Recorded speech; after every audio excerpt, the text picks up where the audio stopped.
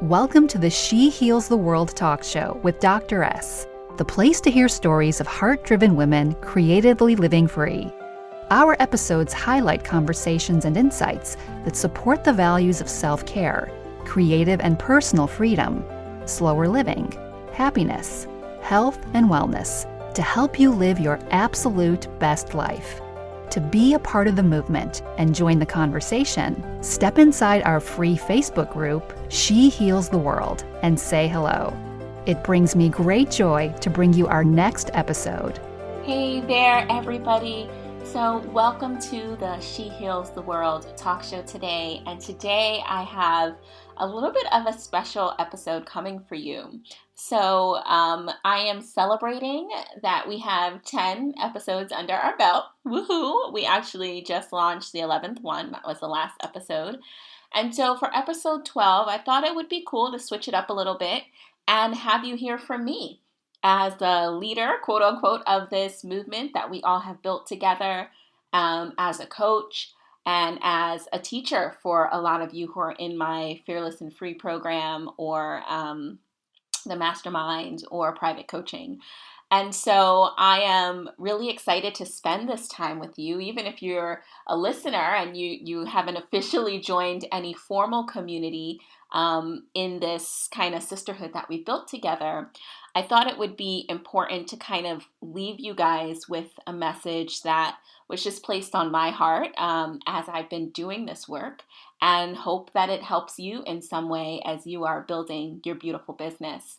So today, what I want to talk to you guys about is really the staple of my work here at She Heals the World, and it is centered on feminine leadership. And I think that it's really important to start to have the conversation about what it looks like to lead differently as a woman. I have talked back and forth a lot in my head about my specific niche and what I bring to the table, right? And I know that I'm 100% confident that I was created to support women entrepreneurs. I know that for sure. From the school that I built, to the nonprofit that I launched, to the business that I built, and now that I focus a lot on freedom, it all has been geared towards helping women better prepare themselves to create a movement that completely sets their soul on fire. And when I think about that, I think about the various things that I've learned as I've built my movements and how I can help you in even a small way today on this episode so that you can get a little further in yours. And when I think about that, the first thing that comes to mind are the skill sets that I believe are a part of being a feminine leader. And so, what is feminine leadership? And how is that different than traditional leadership? So I went to school, my doctorate is in, quote unquote, it's under the organizational leadership department at Columbia. And so I studied leadership very extensively, both from an academic perspective and as well as a practical sense. And one thing I can say is from observing leaders and studying leaders, I think that we hear, and this is both entrepreneurs and non-entrepreneurs, I think that we hear a lot about being resilient, pushing forward, getting the job done, really grinding. And even in a lot of entrepreneurship circles, we talk a lot about hustling and all of that. And I think that it's really important that we start to bring in more of the quote unquote feminine qualities into being a leader, as well as empower women to know that you don't have to kill yourself to create your startup. You don't have to kill yourself to launch your movement, and that there is a better way. And a lot of the characteristics I think that support that better way lean towards more of a softer approach, more of a traditionally feminine approach to living and being. And that includes using your intuition more. It includes being very empathetic more, being very collaborative. And this is not to say that male leaders are not this way or male leaders don't hold these qualities and traits. what I'm saying is that traditionally we have emphasized as a society more male characteristics in the leadership role. And a lot of times women look to men to step into that role in our businesses and in our organizations. And I think that needs to shift. I remember when I first became a leader, I became a very young leader at 25. I had just launched a multiple seven-figure school. I had raised a lot of money, hundreds of thousands of dollars to get the school off the ground. And as a school CEO, I felt like I can't come in wearing a dress and, kitten heels or anything like that. Like I had to look like a leader. I had to look like my colleagues who were, 50-year-old men and who were dressed very formally, big stuffy suits and the whole bit. And so I felt like I had to mimic that similar style when I would kind of rub elbows at meetings with certain people, even as I was raising funds for the school. I felt like I had to play that more masculine part. And we can argue about whether that was right or wrong of me or if that was real or something that I imposed on myself. But one thing I can say from experience is that even if it may have gotten me further in the long run, I can say that it didn't feel true to my soul. And so now in my own business, I have the luxury and the pleasure of being able to slow down, of being able to create, of being able to take quiet time and really listen to my inner voice. I have the ability to be more vulnerable, more conscious about the impact that my work has on the greater society and on the greater good. And so these are things that today I have the freedom and flexibility to do because I've given myself permission, but also because I have created this baby. I don't answer to anybody but myself, right? And so I've been able to experiment and toy with those things. And one thing I can say from experience is not only does leaning into my own feminine leadership feel better, but I can say that I get results faster. So, in today's episode, I want to give you 5 tips on how you can slow down to speed up. 5 ways that you can slow down and feel good about it. Because I think a lot of the times what prevents us from falling into a different approach to running and leading our business as opposed to just systems and structures and really kind of going hard and banging it out and hitting the ground running and all of those really harder terms. What prevents us from going the other way is that we feel like if we have this more creative, fluid, open approach to leading a startup, that it just won't happen. And so I'm going to give you some tips that you can use to start to shift your mindset around that so that you can play with these different elements and see how you feel. Because at the end of the day, it's not just about what you do, it's about how you do it. And bigger than how you do it, it's about how you feel about how you do it. And that, to me, is the heart of feminine leadership.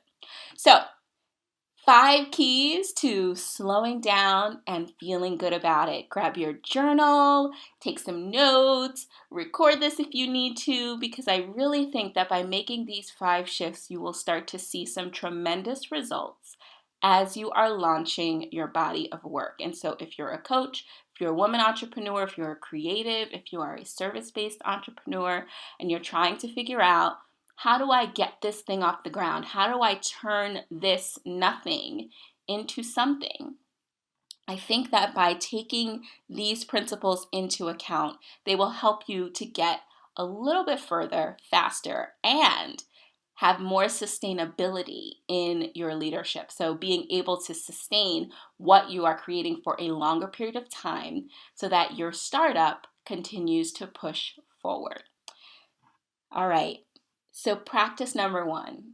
Practice number 1 that I have for you is something that I had to figure out on my own. There's not really a whole lot of research supporting it. It's one of those tried and true things that I just had to go through the fire and experience.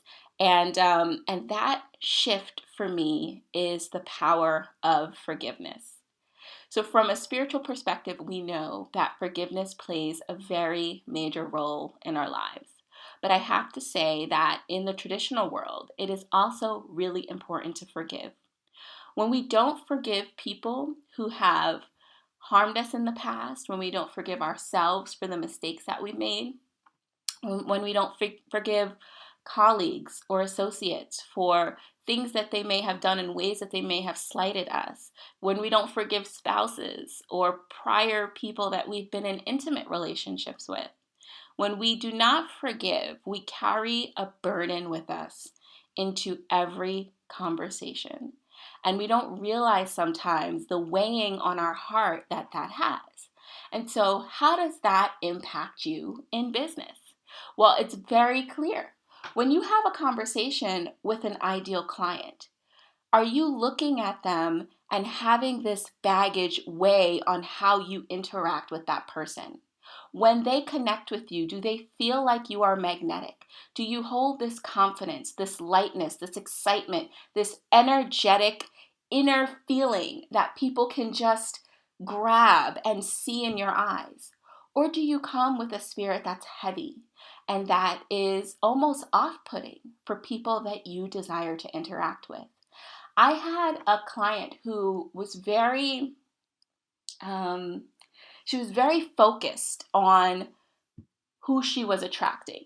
And she chose to use a lot of our sessions to talk about that, because no matter what she did in her business, she changed her branding, she invested in herself, she refined her expertise in the coaching area. She happened to be a coach, but she kept repelling her ideal clients. Whenever she would have an interaction with her ideal client, for whatever reason, if the price point was right, the package was right, the result was right, she found those people not wanting to work with her. And so we engaged in a very deep session one day, and at the root of it, we found that there were so many things that she was holding on to that was getting in the way of her having such a pure spirit, that was literally repelling not just clients, but everyone else around her. She had lost friends, she had lost relationships, she had lost people that she was in conversation with, that relationships could have blossomed into, and she didn't end up being successful in that. And so once we got to the crux of who she needed to forgive and the baggage that she needed to release in order to engage in relationships without a heavy heart, she was able to turn it around. And so I tell you that forgiveness is so important. Even if you have forgiven the people in your life for things that they have done to you, you may not have forgiven yourself for things that you may have done to yourself. You may not trust yourself. You may have failed in the past and you haven't yet gotten to a place where you have forgiven yourself and you're ready to move forward and let it go. I always say that people have a sixth sense when they interact with you. And sometimes they sense lightness and good, and sometimes they sense darkness and fear. And so I just encourage you, just like I've also had to do for myself, I encourage you to explore what forgiveness really means for you. And I encourage you to become aware of what you're bringing into conversations with ideal clients, with customers, with funders, with sponsors, and with people that you desire to build community with. Forgiveness is huge.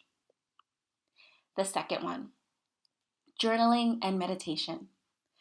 So I wish I could just wave a magic wand and get everybody who's listening to the multiple six and seven figure level in their business and tell you that it just takes these 10 steps. And even in my academy, in the Fearless and Free Academy, we do talk about steps that you can take, very strategic and measured steps that you can take as a new woman entrepreneur to get your business off the ground, to get your movement started. However, even by following that exactly to a T, there's still this whole thing about being in your purpose. I don't know if you've heard this quote, but I was made for a purpose, and I am loved beyond comprehension. And that's something that I even say to myself sometimes when I'm feeling discouraged. And I say that because I know that all of this external knowledge is to help me refine my inner knowledge and bring it to the forefront so that I can live out my purpose in its fullness.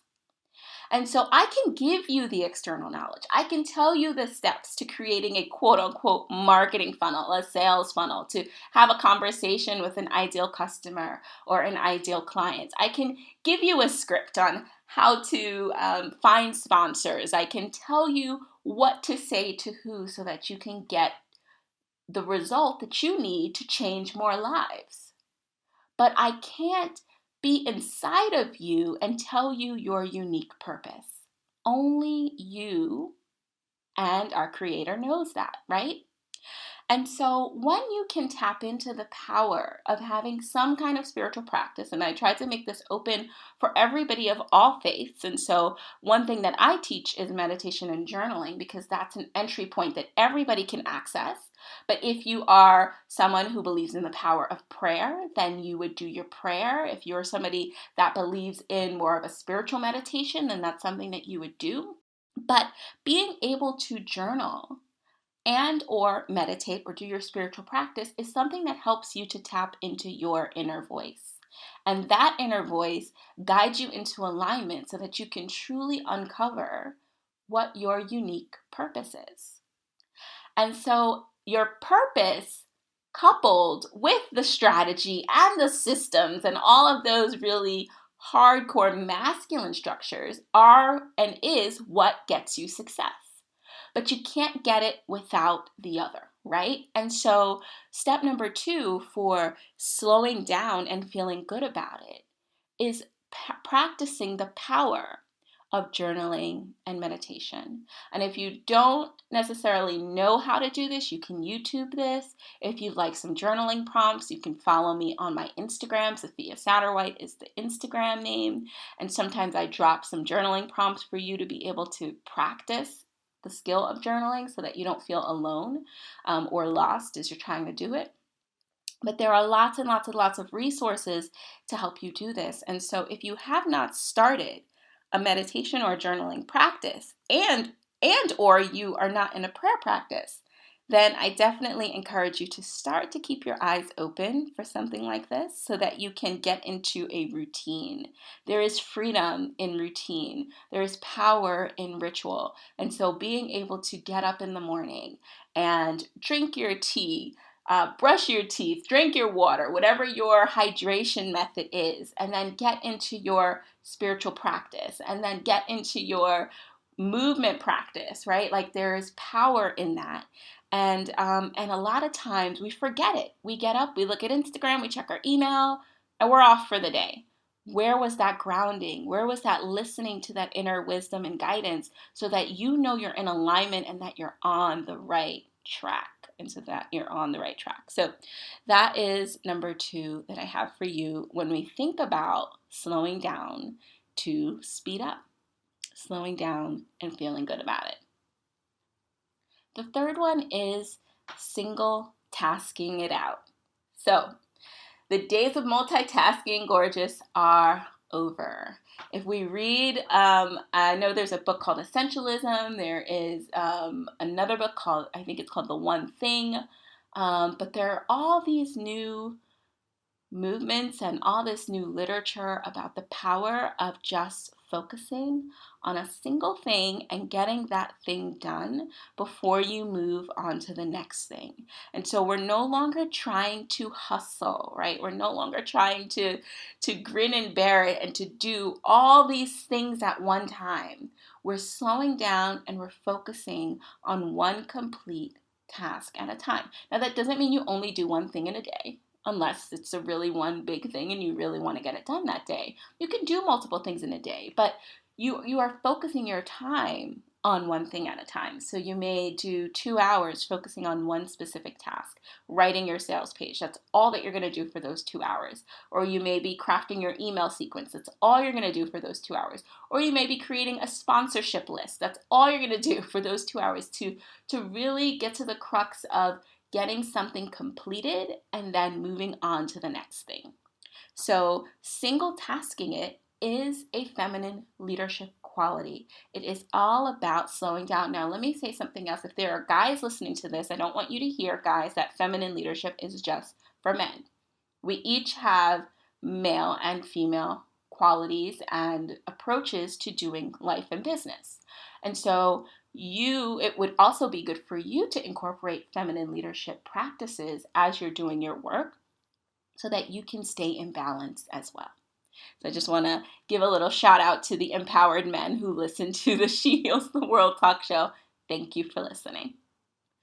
All right, we're on to number 4, which is practicing presence.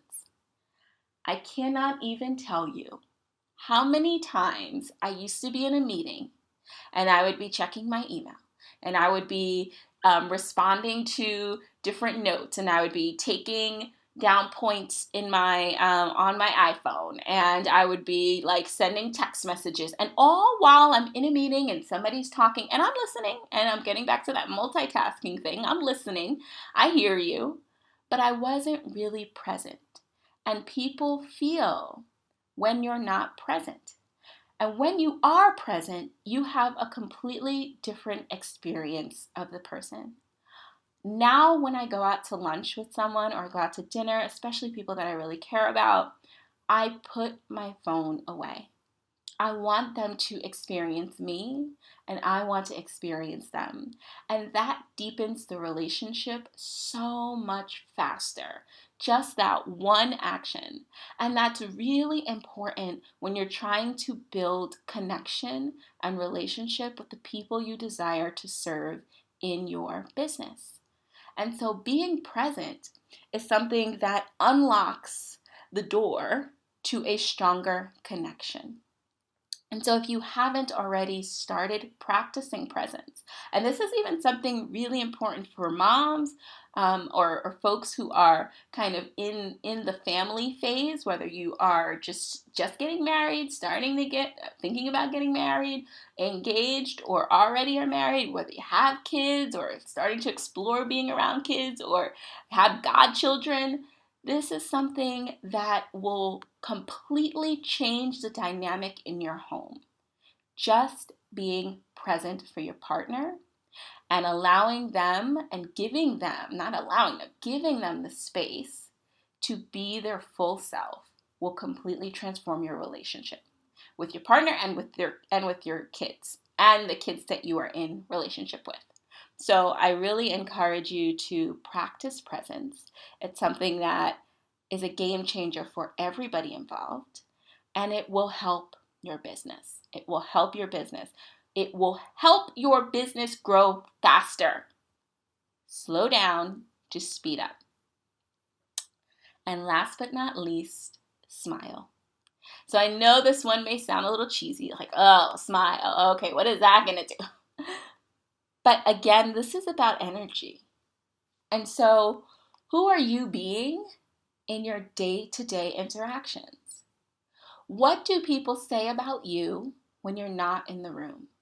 Do people say, oh my gosh, I'm so glad that person's gone, like, oh, I could not stand being around them? Or do people say like, oh my goodness, that person was just so heavy, they just were so intimidating and just strong-willed, I just couldn't stand being in the room with them? Or do they say, wow, whatever she got going on, I want some of that?